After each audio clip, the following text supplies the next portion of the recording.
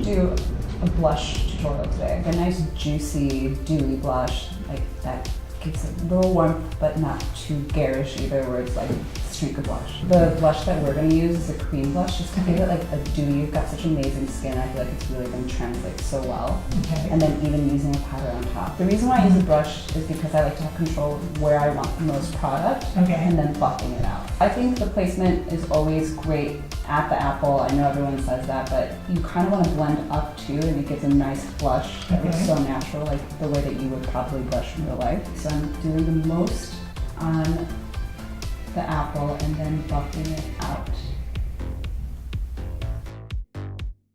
And then what I like to do too is just whatever you have left over on the brush, I like to kind of drag it across the bridge of the nose and connecting it to the other side.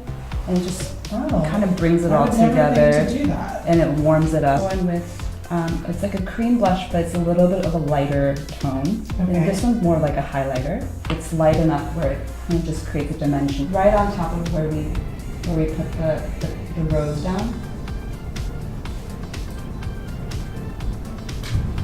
And then I'm just gonna go in with a powder blush, just to kind of give it a little set. So I have a little blush on the fan brush, and it fits right in here. So the reason why I'm doing it upside down is so that most color comes out where the most color from the cream blush was.